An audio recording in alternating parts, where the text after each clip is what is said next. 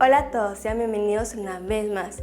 En esta semana estaremos viendo la parte 2 de la entrevista que le hicimos al maestro Alejandro Martínez Flores, el cual tiene un doctorado en arquitectura. Él nos platicó la semana pasada sobre la historia y la teoría, y en esta semana estaremos viendo la teoría. De la arquitectura renacentista. Y ahí se empiezan a dar ya muchos cambios muy acelerados.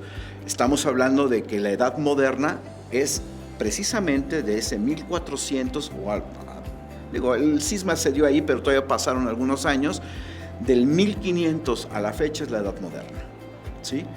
Y entonces, después del Renacimiento, pues se da el manierismo, que es ya una transición entre la arquitectura renacentista con el barroco y después con el neoclásico. Es voltear a ver a Roma y a los clásicos otra vez, ¿sí? Pero obviamente ya habiendo trascendido y teniendo en cuenta esta geometría y teniendo en cuenta esta teoría, ¿sí? que tienen la arquitectura.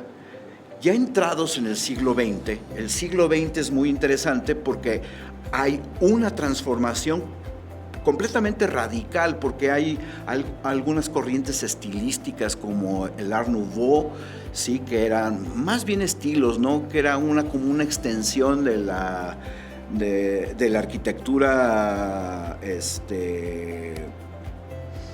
pues más ecléctica, que ya estaba medio revuelto algunos estilos anteriores, etcétera.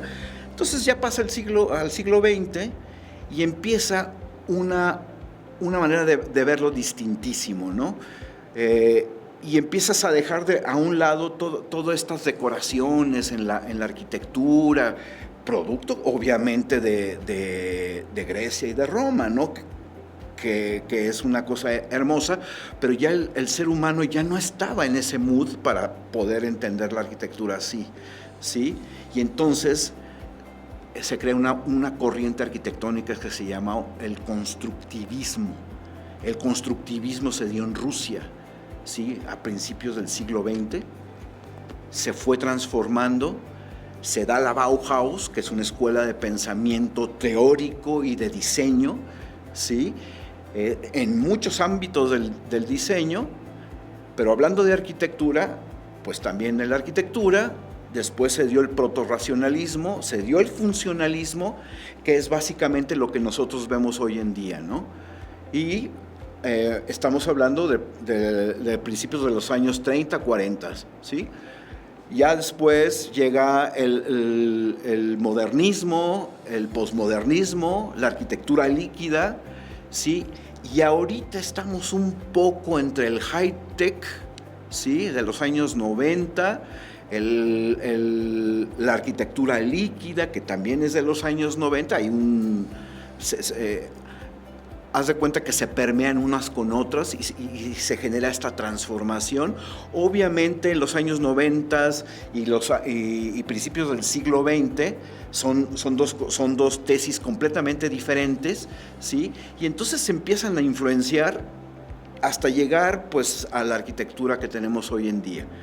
Me estoy brincando muchas cosas, pero creo que en términos generales estamos viendo cómo la arquitectura tiene esta capacidad de juntar la teoría con la historia y generar memoria.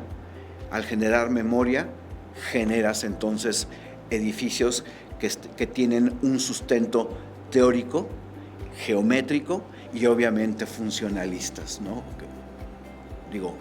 Digamos que pudieran llegar a ser incluso hasta arte objeto. Yo creo que es importantísimo que los alumnos conocieran esta parte, porque cuando llega uno a diseñar una casa, dices, bueno, pues ¿qué voy a hacer? Pues dices, pues voy a repetir lo que he visto, ¿no? Y si lo que has visto está mal, pues ya sabrás los resultados, ¿no? Pero ¿qué pasa cuando estudias, ¿sí? Desde el Imperio Persa hasta nuestros días? Pues tienes una cantidad enorme de maneras de abordar la arquitectura en términos históricos y en términos teóricos geométricos. Eso ha sido todo de mi parte. Agradecemos al maestro por sus conocimientos y a ti por estar viendo este video. No te olvides de suscribirte ni de comentar cuál fue tu parte favorita o qué se te hizo más interesante en este video. Tampoco de darle like. Mi nombre es Marcia Naya y nos vemos la siguiente semana.